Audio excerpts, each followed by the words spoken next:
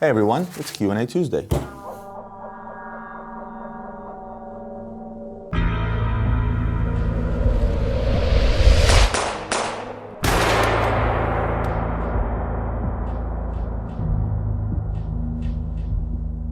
So before I get into the usual of answering all your questions, I wanted to give a special thanks. It's, believe it or not, been exactly a year since I got onto the YouTube space and decided to start making videos on a regular basis. It's been a great year for me. It's been a fun year doing this. I really enjoy what I'm doing. I love all the feedback that I get on my videos. It took me almost a year to go from 0 to 2,000 subscribers. And from 2,000 to 3,400, which is what I have about now, it took actually less than a month, which means I'm doing something right. You guys are enjoying my content. And I want to thank you for that because it actually means a lot.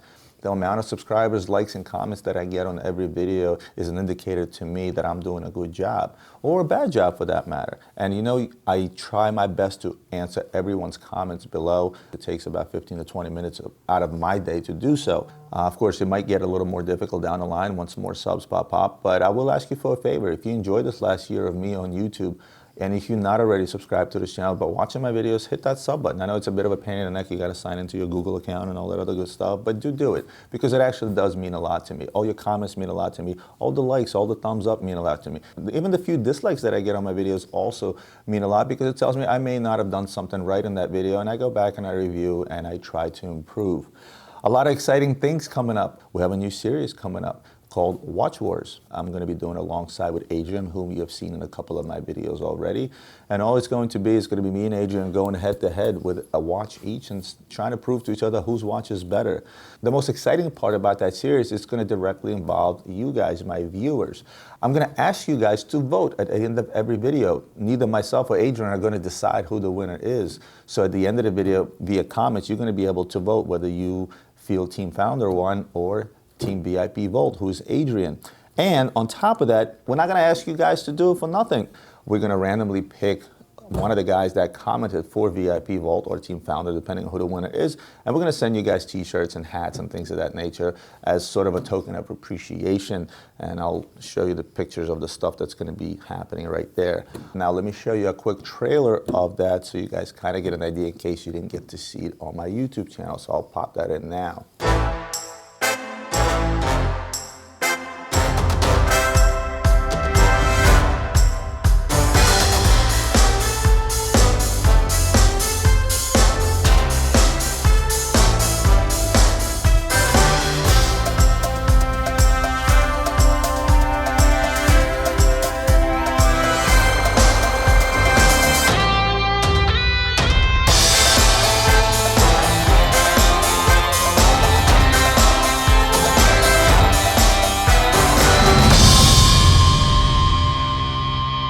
Pretty cool concept, I think, at least, and wait till you see the rest of it. And wait till you see me and Adrian go head to head. We often see eye to eye, but often we don't see eye to eye. He's a lot younger than me, so it's really nice to get a perspective on certain timepieces from somebody who's much younger versus somebody who's a little more seasoned in the business.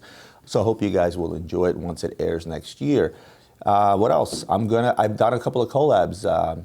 I did a collab with Bob Marin, I did a collab with Archie Luxury, a collab with Steve Halleck on independent watchmakers. And I'm gonna continue reaching out to other professionals in the business and maybe even customers that wanna get on camera, wanna talk about watches and give just a different perspective. Because as much as I love to hear myself talk and think that I'm the best and the greatest in the business, I have all the knowledge, I do not. There's guys out there, they may beg to differ on certain issues that I discuss, and I'm gonna allow this platform to be just that.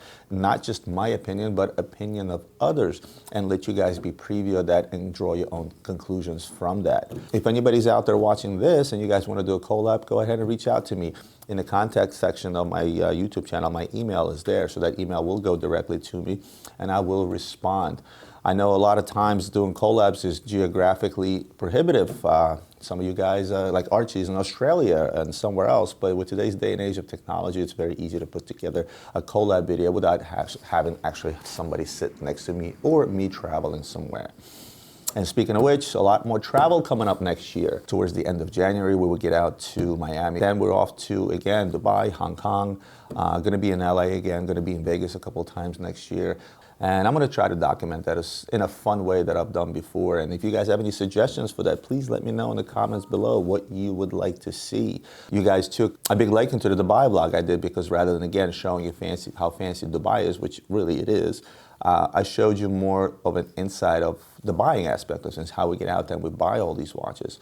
I received a lot of applause for that. I received a lot of emails and comments and WhatsApps, guys saying, hey, that was an awesome video, you should do more of that. Overall, 2018 has been a very, very fun year for me. I always say 2 brains are better than 1, so if you guys have any other ideas of what you'd like to see in the new year in 2019, make suggestions, send me emails, comment below. I'll be happy to review any and all suggestions, because at the end of the day, this is a team effort. When I talk into this camera, I feel like I'm talking to all you guys out there that have been watching me for the last year, and I feel like this is the team. You know, it's the YouTube Flapper, it's my viewers, and it's myself. Otherwise, this would not be possible without you guys. So again, not to reiterate, thank you once again. And let me dive into a couple of questions, so this entire episode is just not me mumbling on camera and telling you guys how much I appreciate you. So I'm going to jump in and answer a question from Fernando Arena. Hey Roman, simple question, Patek 5981R or a Lange Datograph Perpetual in rose gold? And my answer is going to be, what are you looking for? Are you looking for the hottest, the latest, and the greatest, what everybody knows, which would be the 5980, for which you're going to be paying over its retail value? Right now, they're trading at around $105,000 to $108,000. Or do you want a more complicated timepiece, one into which a lot of hours by a master craftsman go in order just to make the watch? And that would be the Lange Datograph Perpetual in rose gold. You can't compare apples to oranges. You have a simple 5980 chronograph in rose gold versus a hell of a machine, and that of a Datograph Perpetual from Lange & Sohne, arguably probably one of the best perpetuals out on the market today. So if you want to be recognized, if you want to have the latest and greatest and have, hey, look, I got the Patek 5980 that you see pretty much everywhere on social media, as well as music videos and so on and so forth, or do you want to be a little more conservative and go for a complex movement? Personally, I would go with the Lange Datograph Perpetual, because I can appreciate the watchmaking that goes in behind it. I do go both ways. I go with the hype and I go with the more conservative stuff. So oftentimes you will see me wear the watch that's the latest and the greatest, but that's because I'm in the business. You just need to make a decision which route you want to go. Hope that helps. Let's take another one. It's a good one, actually, from Tube Fan. Hi Roman, loved your channel. I'm a longtime subscriber. Thank you very much. Can I ask, the Rolex Daytona with a white dial more for women than for men? I just seem to see it more often on women's wrists, and that's the world that we live in today. The line between male and female watches is slowly disappearing, and it's been happening for quite a while, probably close to 10 years at this point. My wife owns a few Rolexes, and every single Rolex that she owns is a men's Rolex, and guess what? She does own a Rolex Daytona, both in stainless steel and in rose gold. But when I say she owns it, I wear those watches just the same, so they have become unisex. But don't concern yourself with that. Wear what you like first and foremost. At the end of the day, the Rolex Daytona is a men's watch. Okay, it is on their website officially as a men's watch. It always has been a men's watch, but trends change, and the trend is really the bigger, the better, the bulkier. Does that mean that the girl is wearing a men's watch? No, it means the girl is wearing a watch that she likes, and if she likes the big, bulky, sporty look of a Daytona, the oversized look, one that's obviously bigger for, let's say, someone's wrist, there's absolutely nothing wrong with it, but it shouldn't stop you from buying a Daytona and wearing it yourself if this is what you like. Let's see. Here's one from Jack Purcell, and this kind of goes back to, I receive a lot of these questions, and you know, people ask me to say, well, you know, what happened to this brand? Why is this popular? Why is this not popular? And so on and so forth. And the question is, do you have an opinion on the next wave of popular watches? I know no crystal ball, but trends is something I'm sure you have to read. I'm not going to base this answer on what I feel the trends are, because any company can follow suit when it comes to trend. But I'm simply going to tell you this, and I've said this before, you know, everything goes in waves. Every particular popular company, you know, is down at one time, up at another, based on the merchandise that they make and what the general public thinks. And I think it's only a matter of time until the Richmond Group is going to reinvent itself and all of its brands under it, and I'll list them here, to where they got to catch up to guys that are popular. So You have guys like Vacheron that kind of quote unquote have been dead in the water, and they're considered to be part of the holy trinity, top 3 brands in the world. What's happening with them? They're going to reinvent themselves. Guys like Panerai are going to reinvent themselves. A lot of the swatch groups and brands, and I'll list them here, are going to reinvent themselves. I think Breguet's got to do something about what's going on in the market with them, because they've kind of been dead in the water since the Russian market died down, which was their #1 popular market. But because of the history that I've seen in a significantly short amount of time, I've only been doing this for almost 16 years now, I still seen this with a bunch of these brands, sort of this up and down. And it's going to depend on a lot of things, world economies, currency, exchange rates, et cetera, because there's certain regions where certain brands are more popular, like Ulysse Nardin was super popular in Russian region and Ukrainian region, and that, economically that region is not doing as well as it was, let's say, in 2005. But you're going to see all the big names, IWC, Jaeger, Piaget, Glashute, Blancpain. You're going to see all these brands slowly but surely reinventing themselves in order to compete. Because look, 15 years ago when I started, I couldn't give away an offshore for $6,000 on a bracelet. And today those things are trading at over 20 because they're popular. But nothing lasts forever. Nobody can stay on top. Well, probably with the exception of Rolex. Nobody can stay on top for that long. Somebody's always out there trying to play catch up, trying to bump that person off their #1 seat, quote unquote. And it's going to happen. You're going to see all the major boys. And again, I don't have a glass ball, as you said, but you're going to see a lot of these major brands make it back to the top at the cost of someone else. No one can stay on the top forever. That's been the nature of this industry for many, many years. And a lot of the brands that I mentioned are over 150, 200 years old. So they're definitely not going anywhere. They're going to make some changes. They're going to regroup. They're going to change their marketing efforts. They're going to change their designs around. And you will see those guys come back on the top at the cost of others. Hope that answers your question. I'll take one more and get out of here because this episode is going to drag on due to all my blabbing earlier. Edward Bash. And this is a good question. And, I've been asked similar questions in the past, but this one actually hits a good point. It's Edward Bash says, I like the series, thank you, but I would like to know what the service requirements are for high-end watches. I assume the neighborhood watchmaker, if such a person still exists, lacks the skill and access to parts. Are the watches returned to the manufacturer in Swiss for presumably outrageous charges? Number one, yes, the charges are outrageous, relatively speaking. If you turn in a watch, let's say, costs you $30,000 and they want to perform a full service and charge you $3,000, is that outrageous? Well, it's a matter of opinion. It is a $30,000 timepiece. So a $3,000 charge, in my opinion, is really not all that outrageous, you would think. However, I know the costs involved into overhauling a watch. I know what it takes to service a watch. I know everything that the watchmakers go through, whether they're in Switzerland or a local watchmaker, in order to do that. On the second hand, you say to yourself, well, if let's say it's a Breguet, there's only one Breguet, right? So you can't, for say, shopping around with Breguet 1, 2, and 3 in order to get a better price. So they kind of have a monopoly when it comes to that, where they control those that only want their watches serviced by the manufacturer and so on and so forth.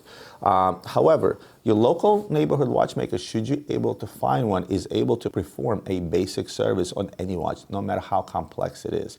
Any skilled and trained watchmaker that was trained, presumably in Switzerland or in local offices or in some local schools here in the United States, should be able to simply take a watch apart and put it back together the way it actually was. So when a watch is overhauled, in a nutshell, all they really do is literally take the movement apart, they clean all the parts, they put the movement back together, put new oil in the movement, put it on two machines to test it for accuracy, timing, as well as waterproofness, if applicable. Is that even the word, waterproofness? However, when the watch is broken, this is when it gets a little quote-unquote hairy. We've gotten away from the era where watchmakers wear watch fixers. We got into an era where a watchmaker is skilled enough to take any watch apart, have the knowledge of that every particular movement that the watch may be made based on, because a lot of these watches are based on, let's say, ETA movements or some other movements, and then they add on their own parts, or even in-house movements, which should be well known to any skilled watchmaker. But we did get away from watchmakers, per se. Right now, I call them watch part replacers, because 50, 60 years ago, when a watchmaker took a watch in his hand and he saw that maybe one of the wheels was rubbing or one of the wheels was wearing off and therefore the watch was running slow or fast, et cetera, they would literally go and make that wheel. They would literally fix that wheel. They would take that tiny little part, take their tiny little tools and either fix that wheel or actually make a new one. In fact, my wife's grandfather was a watchmaker back in the Soviet times, and he was that watchmaker. And I had numerous conversations with him where he said, "These guys aren't watchmakers these days. He would literally show me his old little tools. He's like, when I needed a part, I actually made one. When I opened up a watch and I saw that the watch wasn't working properly due to a wheel or a specific spring or any part for that matter, or a little screw was loose, I would literally go out and make that particular part. And I would make it in such a precise way that the watch would keep ticking for the next 50 years. That's what used to happen. Now, watchmakers are watch part replacers, and that's all they do. And you made a good point when you said that, what happens when I need to replace the part? Most very, very highly skilled watchmakers that do still exist these days do not have access to those parts unless they're authorized repair centers for these brands.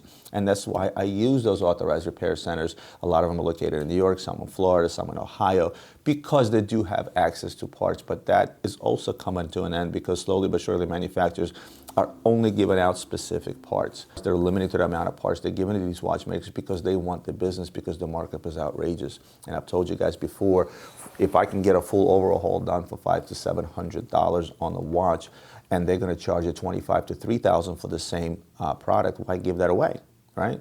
And I don't blame them. It's a conscious business decision because, again, there's only one Brigade, there's only one Patek, there's only one Rolex, and you can't really go elsewhere. You don't really have a choice. It is a monopoly in a sense when it comes to servicing these pieces. So to answer your question, if you need a simple service for your watch, do find a local watchmaker and simply ask them, hey, you guys authorize repair centers for any of these brands? And they'll tell you, hey, we're certified by the Swatch Group or we're certified by Rolex to repair things. Those centers will charge you slightly more, but they will still charge you less than, say, that of the manufacturer's charge. And on the question of whether or not the charge is outrageous, I guess it's just a matter of opinion because, like I said, where else can you go? And if you're buying an expensive timepiece, let's say that's $30,000, is 10% of the cost of the watch an outrageous cost or not? It's just, again, a matter of opinion. Hope that answers your question. Guys, I'm going to stop here just so that, again, this episode doesn't run long. Thanks again for tuning in. And at this point, I'm probably going to see you on a Q&A Tuesday sometime in the next year. Don't forget to subscribe, like, and share. And I'll see you guys next time.